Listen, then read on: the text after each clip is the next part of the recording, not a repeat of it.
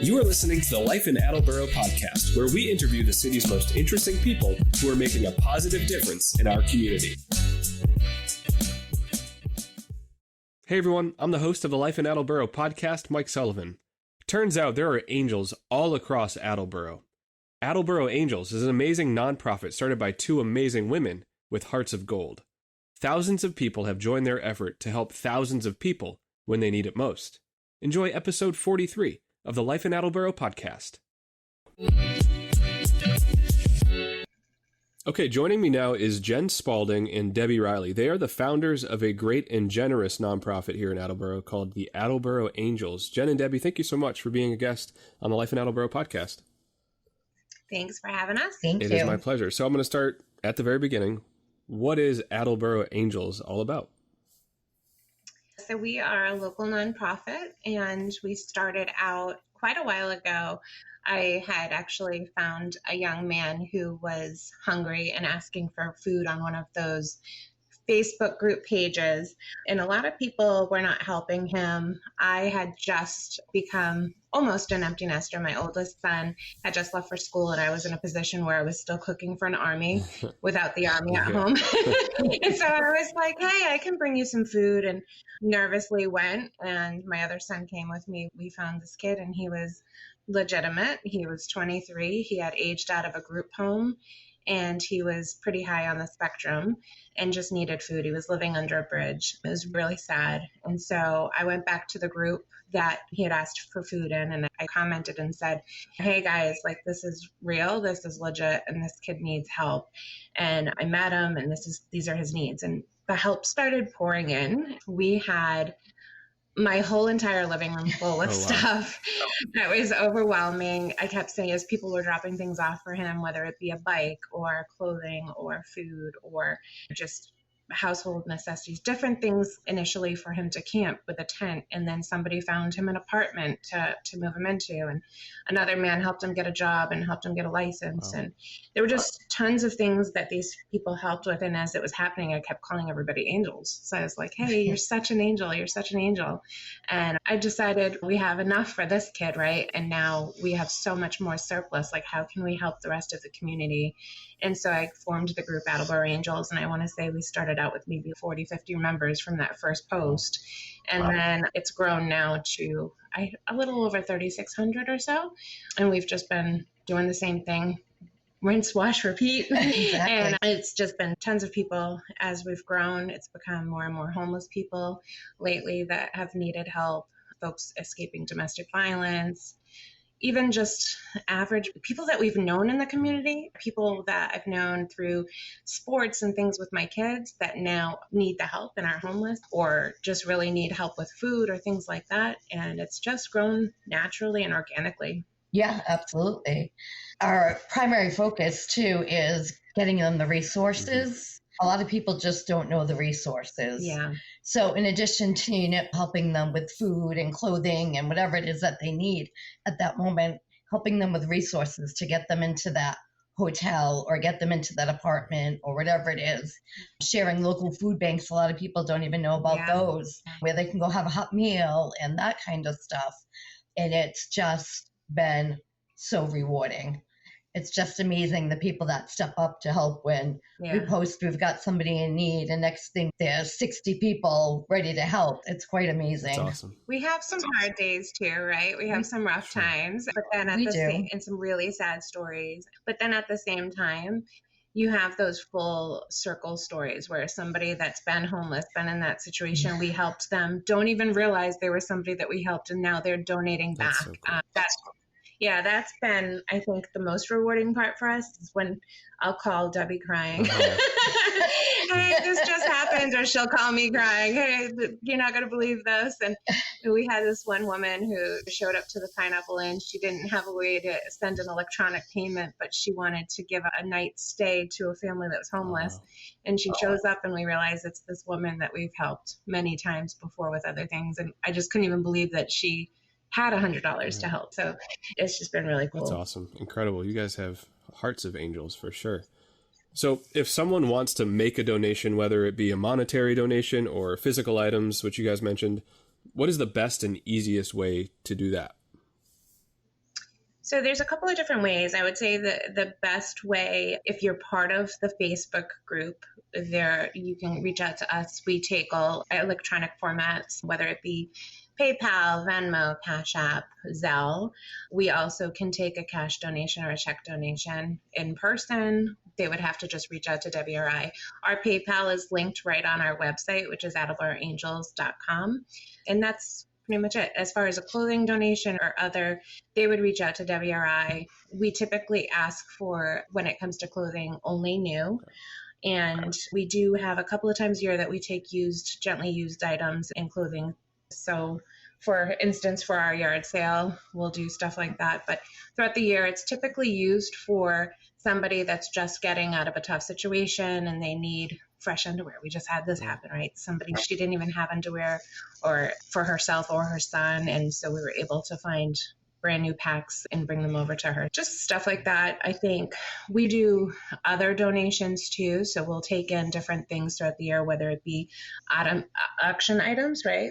Oh yeah. Auction items are great. We do an auction every winter, like around Christmas time. And we're always looking for great baskets, things that I can make a basket with, whether it's brand new toiletries, like special ones from, say, Ultra or Bath and Body, candles, anything. Make up these baskets. And speaking of our silent auction that we do every year, we have probably about 60 businesses that are pretty local that all donate. That's been super helpful. It raises tons of money for our Christmas program. That's pretty big. We help a lot of families that are local that didn't maybe know about some of the bigger resources, and it's a last minute need. So we typically help about 60 to 100 kids every Christmas. And then, and if they're eligible for one of the bigger programs, we do send them to those resources. And oftentimes it's last minute house fire. Those programs have already closed. And so we'll help those kids very last minute up until sometimes Christmas Eve. That's incredible. So I was checking out your website, and like you were mentioning, Debbie, you list all of the programs and resources that many people might not know even exist that can help them in a tough situation. So I'll certainly be including the link to your website and your Facebook page. Guys, if you haven't joined already, you can go ahead and do that. And then I think you have to accept people into the group, if I remember correctly. Perfect. Okay. We do. Okay. So when it comes to helping people, I think I got that picture. Thank you for laying that out. When it comes to asking for help, sometimes that can be a hard thing for someone to do. Besides hopping into the Facebook group, is there another way that people can reach out to you guys anonymously and say, hey, I'm in a tough spot? Is there a resource for people who choose that route?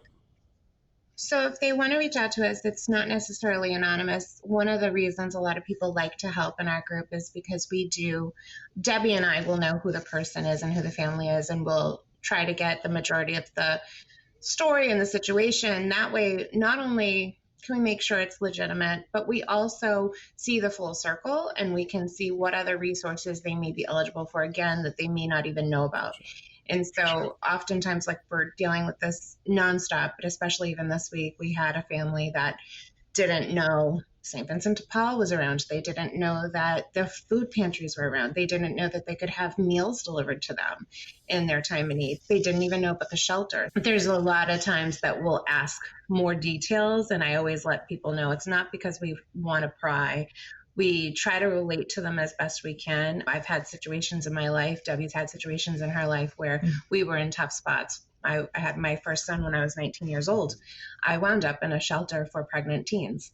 And so that's just part of my story. And my mom was homeless when I was young. So I went in and out of shelters with her. So I'll try to explain that to some of these people and let them know it's not that we want to pry. We want to know them stories so that we can try to help as best as we possibly can, and not just give the thing that they need in an emergency, but we want to be able to get them onto the right path. Excellent. You talk about full circle earlier. You yourself are a shining example of that, starting this organization. Congrats on that, Jen.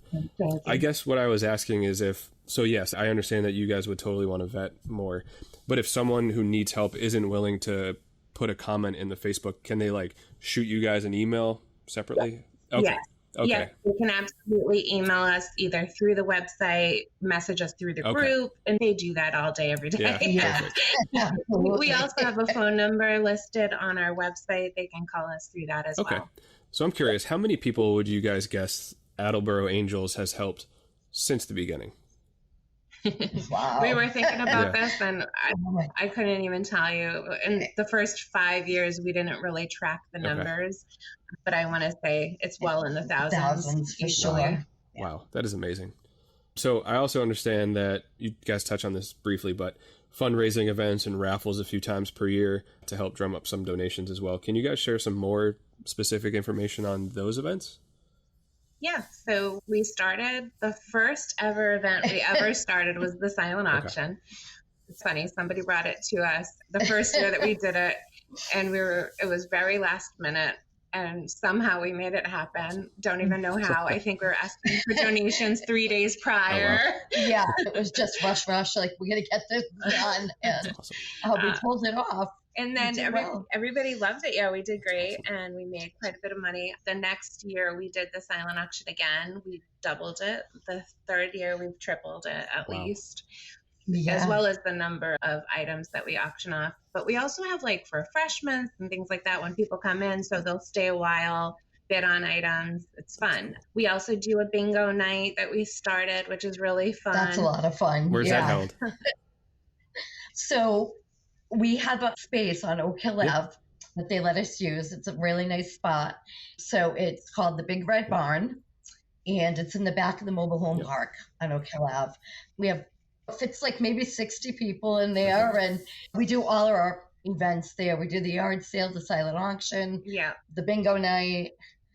We have a small storage space in the back there that they let us use. But as far as events, we also do a lot of raffles through the year. So what we'll try to do, we just did a March Luck of the Irish type of thing, 50-50 drawing, and nice and easy stuff that we don't have to be in person for necessarily, but we can run it throughout the month.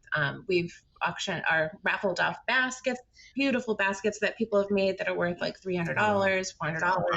Yeah. We raffled off I think this was from May. We did a smoker that I had that I bought and never used. It was like a $500 rubber smoker. Nice. Wasted my money on, but I said, why am I going to let this sit in my basement? And actually the Meat Bar Marketplace donated a gift certificate and some sauces and different marinades. So we did this nice big like barbecue style raffle. Yeah, and we did it like around Father's Day too, right? Yes. Is that right? Yeah. I remember that. And that was amazing. The amount of we raffled. Oh my God, that was amazing. So the person that won, Marjan, is one of our admins in the group. Nice. She happened to win that raffle. Cool. And she donated it back, so we did a second one, awesome. And we raffled it and doubled the money, so it was awesome. Huge. That's huge. Yeah. So if someone is listening to your story, your message, and feels inspired to help beyond making a donation and wants to do more, take on more of a role, is it just the two of you doing this? Are you seeking any volunteers? What does that look like? We have probably what I always call about 20 or so main angels, and those guys typically just have stepped up to the plate every time we need some help. We do take in volunteers to help us sort our big yard sale. We have volunteers help us with some of the events. It's not a lot of hands-on. Debbie does a lot of that herself. Wow. And this is a woman that just had back surgery. It's wild. But but I love it. My heart and soul is in this, and it's amazing, like all the people that step up to help, and then all the relationships we've built along the way too. Yeah. We've met some amazing people that just want to help. Yep. And it was really hard for me to ask for help at first. And now I'm like, I need it, so let's do it. Wow. And we really have met some great people and some great, definitely main angels and close friends now. Awesome. Yeah, people I would even consider family. Wow. Yeah, right? Absolutely. Wow. In the last few years, like even Debbie, but I will even say I had a hospital scare recently, and one of our people that we met through a group, she was there, you know, for 13 hours in the hospital with me, making sure I was okay. Wow. Just an amazing group of people that we've met throughout the years. Yeah, it is amazing. Even with me just having back surgery, the people that wanted to help me, my husband stayed home for a couple of weeks to help, but it was everybody like, I can walk your dog for you. I can make you dinner. Yeah. That's so cool.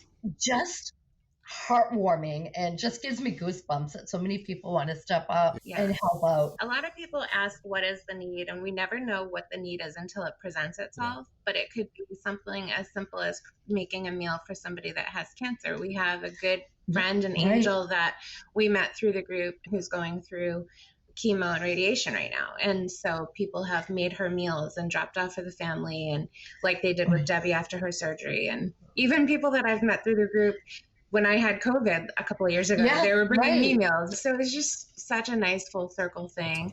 But it goes beyond the hotel stays and homelessness, but it's pretty much anything and everything that somebody needs. And it just depends. We had a girl whose car died recently, and then a guy whose car died, and that was their only way to work, right? So one was using it for door dashing, and that's how she was supporting herself. And so we were able to find some angels that found good deals on cars, and they were able to help sponsor some of the money, and the people put what they could towards the cars. And it's not that we buy cars for people necessarily. Sure. But it's again, the need. And hey, all we have to do is ask the question, and typically there's somebody out there in the group that knows a way or can help somehow, and they'll point people in the right direction. So even if we don't have the answers, they do. So it's really, a lot of people are not on Facebook, but we have a lot of people that are. And so we'll always ask people, hey, even if you're not, join the group, because there's so much, not only that people maybe need, but also you might have stuff that you're getting rid of that you don't want to necessarily have to drive to Savers or something like that. You can post it right in the group, and there's typically a family in need that will come and take it pretty fast. So it's nice and easy. What you guys have created is it's really inspiring, and it's one big family, it sounds like. Definitely. It is. Congratulations, Definitely guys. It's a huge sense of community, I would say, Absolutely. too. Absolutely. Yeah. And the full circle, too. So, like, when both of you needed help, you didn't even have to ask for it. It just came right to you, it sounds like. Yeah. It did. That's cool. It really That's did. powerful stuff. So is there anything else that either of you would like to share about Attleboro Angels, any of your current needs, anything at all? Current needs, we for sure. So we are all volunteer run. A lot of people think we're funded. We're not. It is all money that we raise. It is all money that people donate. And as fast as it comes in, it goes out. Obviously, monetary donations are needed, but also new underwear, new socks, new toiletries, cleaning supplies, things like mops and brooms, because people that do get a brand new apartment, they don't have a way to clean it, or they don't have a way to cook, so they don't have pots and pans. So Debbie has a great way. She has a little storage, and she'll go through and really make the apartment a home for somebody. I think it's really important to let people know that just because you're going through a tough time doesn't mean you're any less. So I let them, in a sense, come in free shop, where I have pots and pans and dishes and toiletries and all those things. We had a mom reach out one time. She had gotten into an apartment. She was set up with SNAP benefits, had tons of food, but couldn't cook for her children because she didn't have any pots and pans.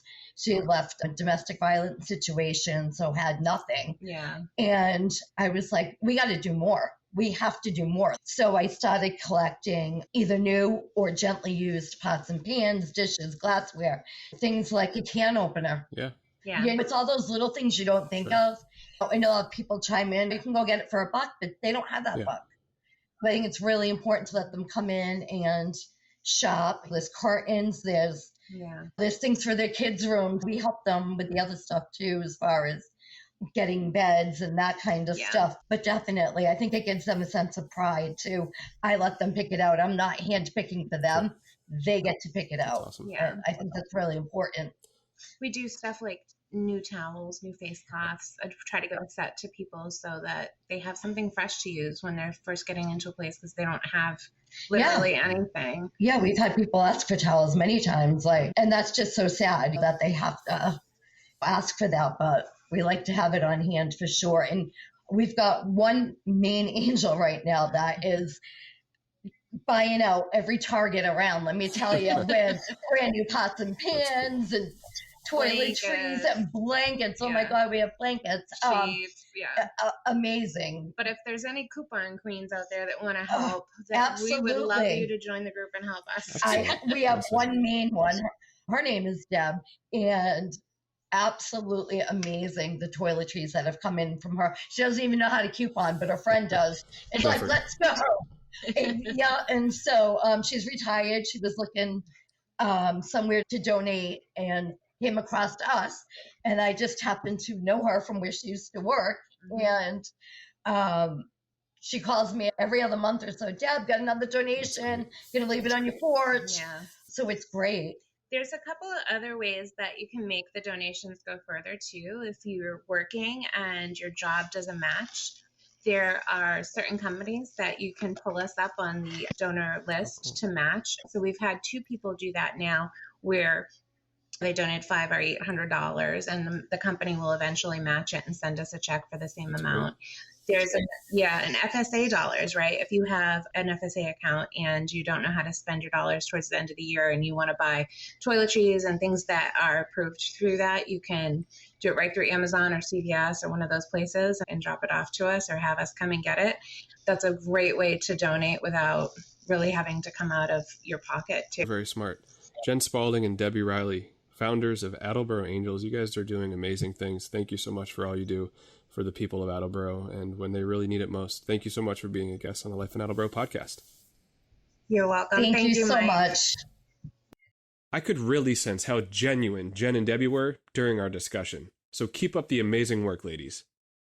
If you'd like to learn more about Attleboro Angels, I've included the link to their website and Facebook group in the show notes of this episode. Hey, I want to tell you about our new sponsor, Hoban Accounting Services.